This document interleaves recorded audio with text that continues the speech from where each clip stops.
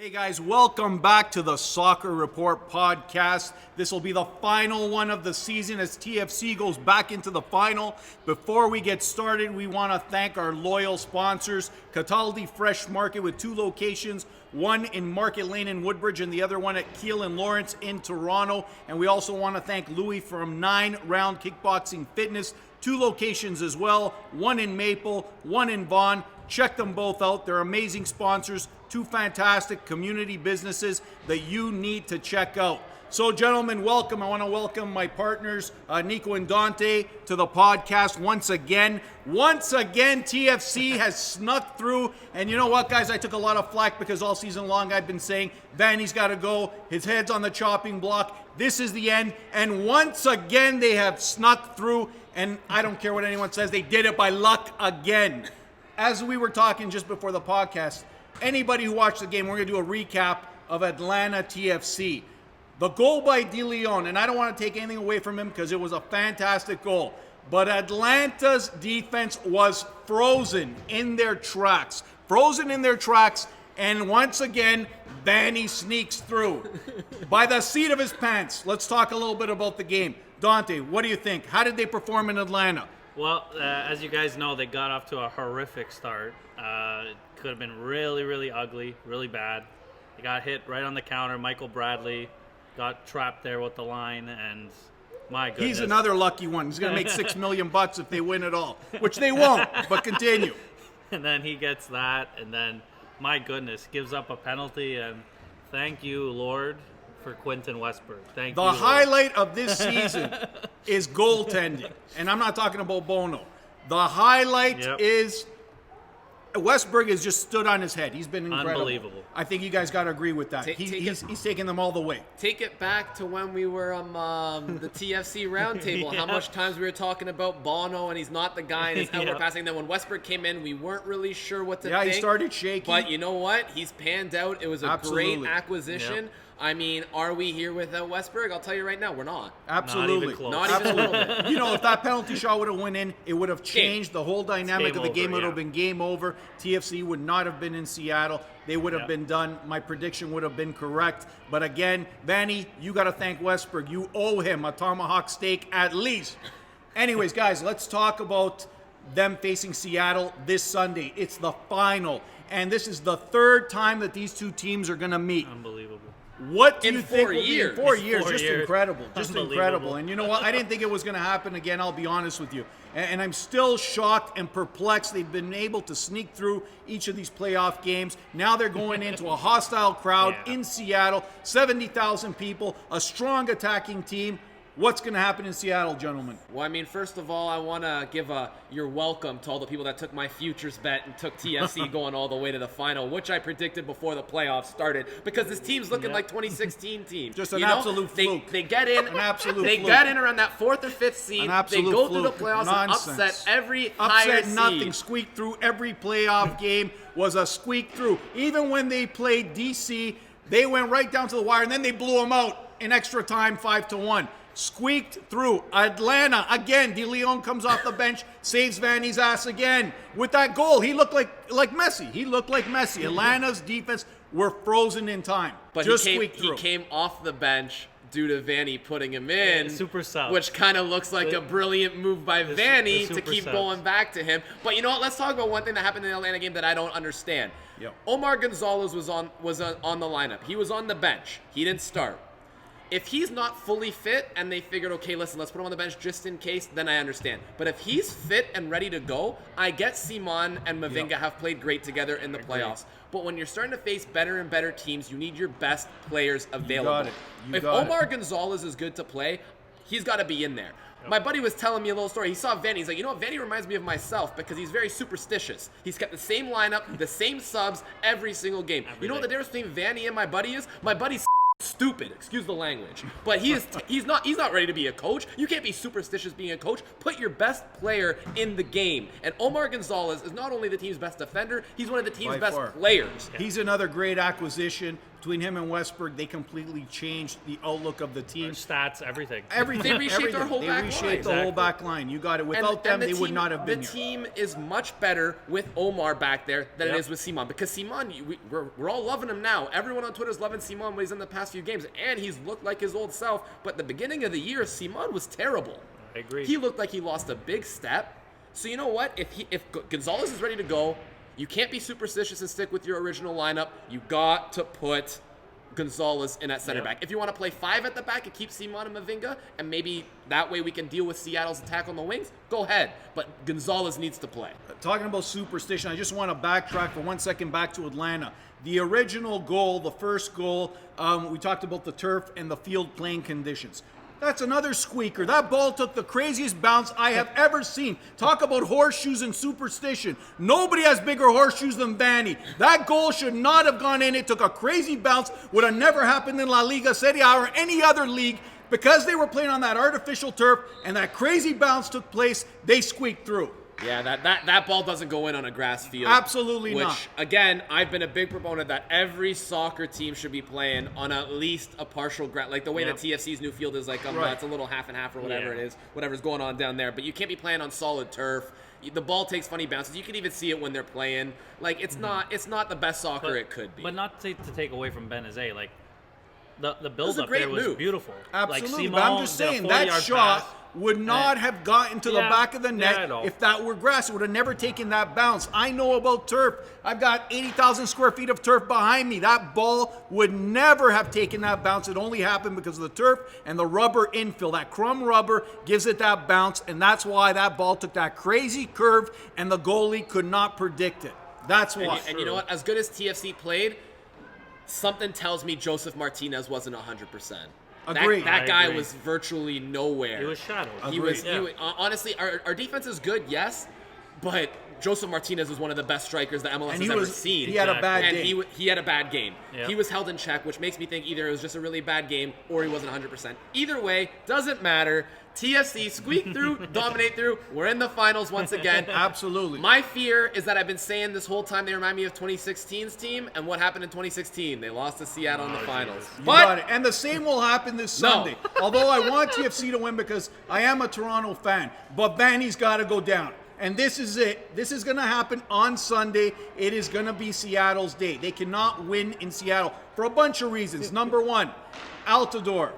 Not playing. They're saying it's got to be a miracle for him to play. I don't think the miracle's going to happen. Vanny's got those horseshoes, though. He never definitely know. does. He better bring that lucky rabbit's foot with him because at the end of the day, he doesn't have any real goal scorers without him. And, he keeps putting these substitutes in, and they keep pulling it off. Not going to happen on Sunday. I think the pressure of the 70,000 people in the crowd and the solid, strong team in Seattle, this is it, guys. This is it on Sunday. Absolutely. I really don't see them being able to make it. What do you guys think about Altidore? Like this season, obviously, he's been plagued by injury. And we don't think he's going to play on Sunday. They've said it's going to take a miracle for him to play.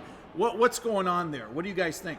Listen, I said it in my article I just wrote for the Waterboy Report. Shameless plug. Go to thewaterboyreport.com. We're going to get a lot of soccer content up there.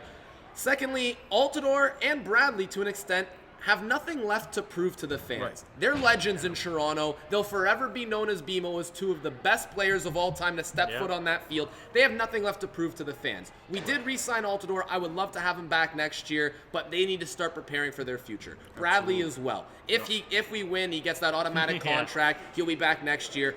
Great, whatever. I love it. We got another MLS Cup. But we need to start preparing for our future when they're gone. They have nothing left to prove to us, all right?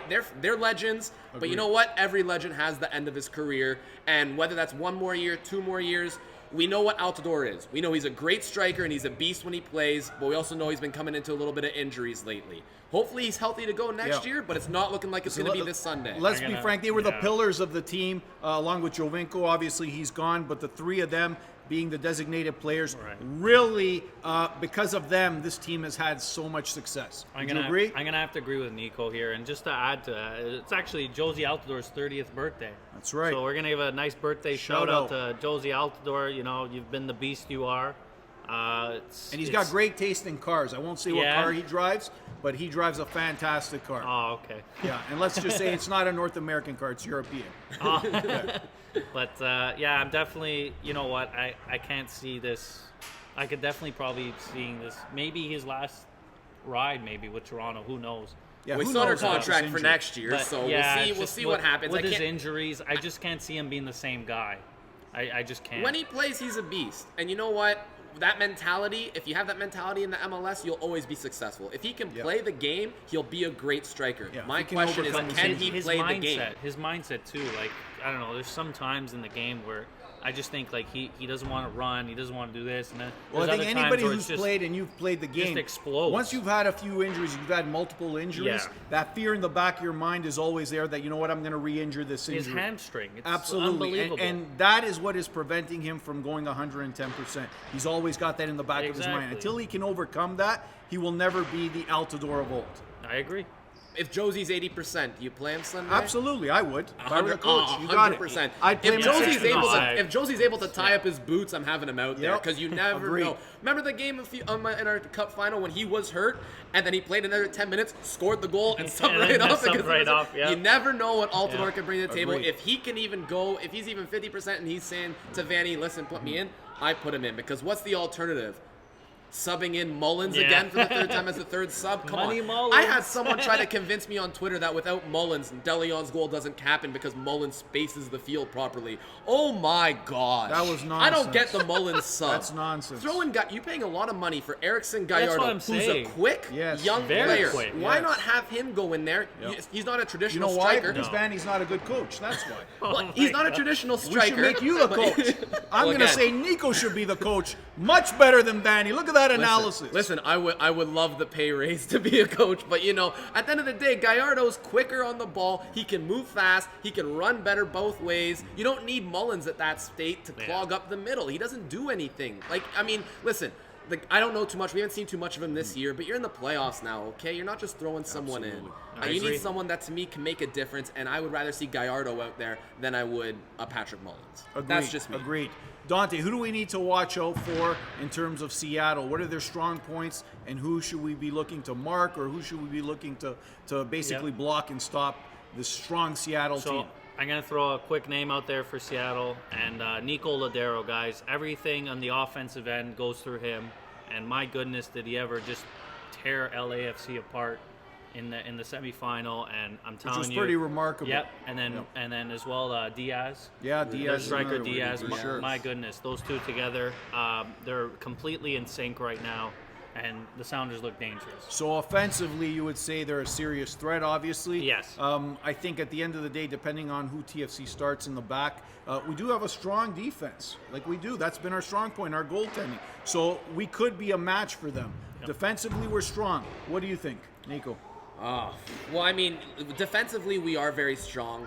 Our center backs have been playing very strong. Our wing backs still get caught a lot. They get caught a lot going up, and coming back, they got to haul ass, and sometimes they don't always get back when they could, and that leads to crosses in the box. And what does Seattle do probably better than anyone in the league? Attack from the wings. Mm-hmm. Oh, yeah. That's very dangerous, which is why I've been campaigning for Vanny to go 3-5-2. The 3-5-2 that he runs. Yeah. Throw your wing backs in the midfield on the wing.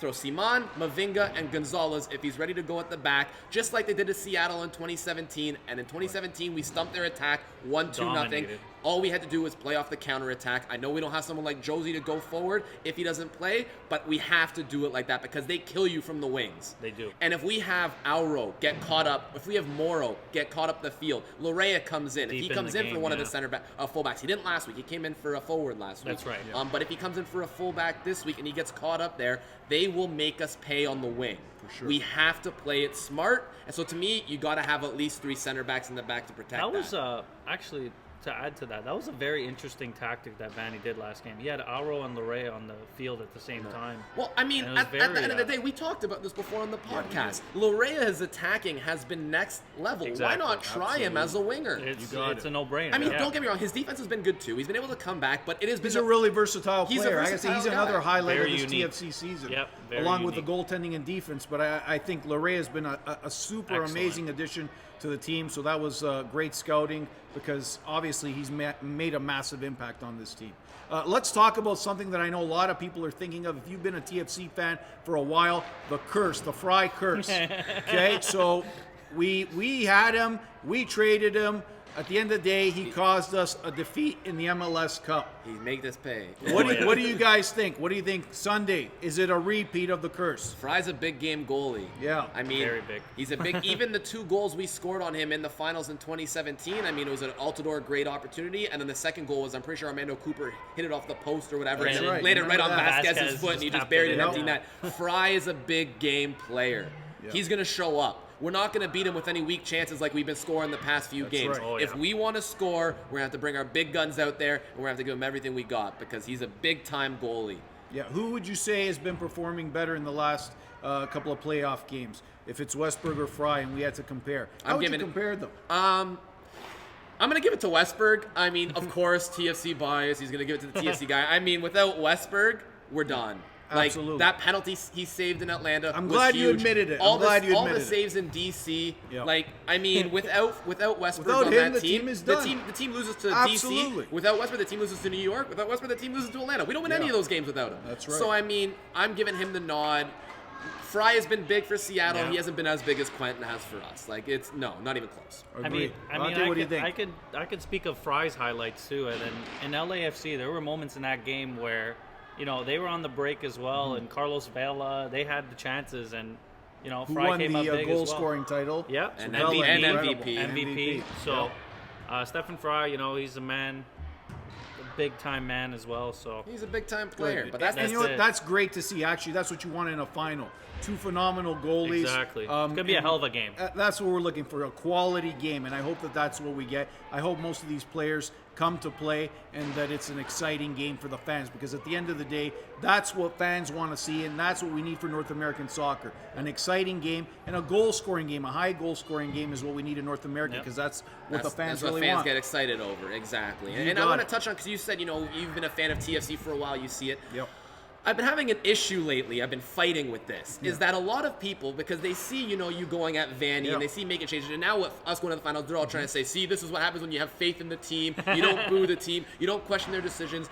First of all, I never follow blind leadership, okay? I have my own opinions. I've dealt with so much crap, just like you guys have, because we've been fans since the day one. Yep. Since the day one when our Yep. teams were filled with talents like Daddy Dicchio, Pablo baby. Vitti, Danny Dicchio, like all these guys, like Andre Lombardo. Like, we've gone through the hard times, okay? Oh, And yeah. all these people I've been noticing, these meme pages, these Yeah. Twitter accounts. Yeah. You guys have been watching maybe 4 years, maybe Yeah, 5 since years Jovinko since probably. Jovinko, or maybe Yeah. even a year before with the Vote coming here. You don't know what the pain is like to sit Absolutely. through Oh, yeah. a Absolutely. garbage team. And you know what? Imagine for coaches like Mo Johnson. Mo Johnson, for some fans, they may not know who he is, but he had an amazing MLS career. He played for Celtic, and then he went on to coach TFC. He was their the first first coach. coach, yeah. Yeah. Imagine how difficult it must be for a guy who's played at the highest level to coach a quasi-semi-pro team for the first couple of years. and John be in the Carver Dubs. was another big name Aaron- too. Absolutely. Coached- Coached a lot in England. played. And it's tough. And when we see how good this team can be,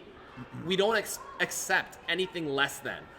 Look at this team compared to last year's team. Last year's team was a dumpster fire. When you spend this much money, True. you should never be like that. Even finishing 4th place, I know, listen, they're making a run to the final, whatever. If you just look at the end of the season, there's no playoffs, 4th place is a bad season.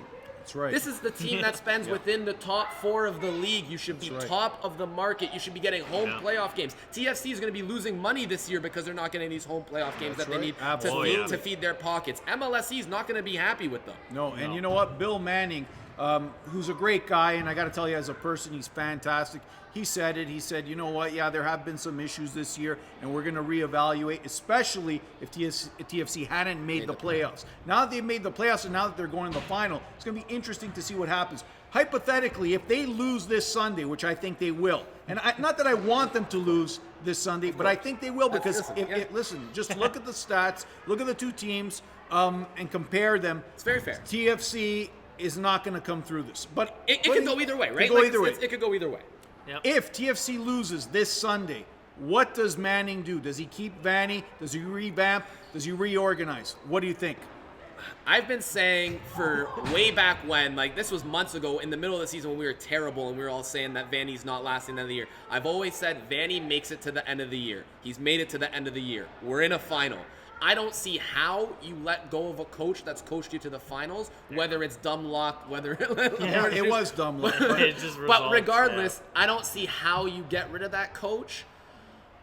I wouldn't be surprised, though, if there's changes next season. I've been hearing the rumors. The rumors were out there that he'll stay with the organization, just not as a coach. Maybe a technical director, maybe something else. There's been those rumors. Because the possibility could be that he wants a change as well. There's always that You possibility. know what? At the end of the day, I mean, if he wins MLS Cup, what more does he have to do? Absolutely. I think that gives him even more incentive what an unbelievable to call it a day and send-off. pack it in. You I get the totally parade, agree. Vandy, you're a god, and all of a sudden... That's the thing. Vandy right now That's will always go down as the best manager in TFC history. 100%, He'll probably go down as the best manager in TFC history of all time unless something crazy happens and we go on like on a 5-win streak. He'll be that guy. 3 and 4 is a dynasty. So why overstay your welcome? Yeah, you're right. 3 out of 4 100%. years is a dynasty, Listen, guys. if they win, I'm going to eat my words. They're not going to win, so it won't happen. So you stay tuned on Sunday because I'm telling you right now, this will be a loss for TFC. And in spite of Vanny, I got to say the team has performed pretty well. Even though they've been lucky, they performed pretty well considering how many injuries and mishaps this team has had this season. It's been an impressive season. Yeah. Because this team was very bad halfway through the year. Absolutely. There was a stretch where it June, was really when the Gold Cup was happening, my goodness. when we had Altidore out as well. It was a tough nightmare. stretch when Hamilton was playing up by himself and we couldn't score a goal to save our lives. It was like June, July. I mean, it was a tough season. They went on that big run at the end of the year to get us into the playoffs and to get us a one home playoff game. I mean, it is impressive what they've been able to do, but again, it's impressive on paper. Being one of the top spenders in the league, you don't want to be impressive on paper. You just want to be impressive. Absolutely. You got to be the top of the East every single year if you expect to spend that much money. And just throwing money around doesn't guarantee a quality team, right? No. You know, and I've got to say, Pozuelo, he's done really well. But I would have expected more from a designated player like him. Although I think we were expecting him to come in sort of as a striker. A lot of people were like hoping a striker. Absolutely. Yeah. He's more of a Vasquez-y player. And you see it. And for that, you got to give him kudos because he came through in a lot of games, produced really well. Yeah. How many goals did he get in the regular season? 12, 13? I think Something he was over 10 goals and over 10 assists, which is an impressive season for a midfielder. Absolutely. Very impressive. So he's done well. I hope he continues to perform well. We wish him all the best of luck. Guys, let's give our predictions for this Sunday. I think we sort of all know where we stand, but let's give our final predictions and scores for this Sunday. All right. Dante, don't steal my prediction this time, man. I know you took my one against New York and you got it right. But no, I'll start us off. TFC has been facing 2-1 battles all playoffs long. New York, Atlanta, and I'm going to stick with it in Seattle. They're going to win 2-1. Man of the match, Michael Bradley, because like I said before, he has 6.5 million reasons to play his best game of his life. Because he's not making 6.5 million next year if we lose. No team's giving him that money. But if he wins, he gets that money. Unbelievable. I don't know how you don't show up to that. I agree with you. Money's a big motivator, and for a guy his age and at the point in his career that he is at, that's got to be a massive motivator. That $6 million payday. What do you think he'd be making next year realistically? I'd say at best $1 mil. Yeah, so million. that's 5.5 million less than he could if we win. So I mean, if that doesn't motivate you to get up and play the best game of your career, I bet you he shows up with hair on his head on Sunday. I bet you any money, all the test shots that he's going to be taking in the back, you're going to see. Dante, what do you think? I'm actually going to go and actually agree with you, Tol. I think All you're right. going to be happy There with you me go. with this one. I'm Let's going to hear go 2-1 Seattle. Yeah. And I think TFC actually gets off to an early lead in this game. We get off to a great start, but I just think NIKO, Lodero, and Seattle, they're just going to find their way, and Rui Diaz. It's going to be similar to that LAFC game, where just LA was just like, okay, yeah, they're going to run away with this one, and I think Seattle's going to do it. But obviously, I'm a big TFC You're trying to be fan. impartial. We have to keep reiterating that we're TFC fans. We're impartial. I gotta keep we're it impartial fair. viewers I here. gotta keep it fair, and I just think Seattle's a very strong team this year. Dante, I agree. And for me, you know what? This is their third away game. The final is in Seattle, 70,000 fans there. You got all those Microsoft employees. I'm sure they're doing some kind of algorithm to mess shit up. Vanny, if you are superstitious, you better be superstitious for this Sunday and bring that rabbit's foot because you're going to lose, and then you can shove it where the sun don't shine because you are losing. I'm going with your prediction, 2-1. That's what I'm thinking. 2-1, TFC, the end of the line has come. But I do have to say, I think it's been impressive that they've been able to make it to the final. Luck or no luck, fantastic. Yep. I'm from Toronto, so I want Toronto to win, but I'm going to say Vanny's going to screw it up for the team. They're going to lose 2-1. This is the end of the line. They're all going to be on the Price is Right because Drew Carey is one of the owners. So we'll put Vanny on there. Yeah. Vanny's going to spin the wheel, Vanny. Spin the wheel. That's your new career. Maybe you'll be showcasing cars. You never know. Price is Right. Okay, guys. Thank you very much. This is the end of the season, but hopefully we'll be back. Maybe we'll do a post-season ending podcast. We'll see. Hopefully we see you soon. We want to thank all our sponsors again. Cataldi Fresh Market. Go check them out in Woodbridge or in Toronto at Lawrence and Kiel. And check out our friend Louis at 9 Round Kickboxing and Fitness. And a big shout out to Luca from the Water Boy Report. Check out his live streams. They're amazing. They are getting tens of thousands of views. Amazing Sports Podcast. Thank you. We'll see you again.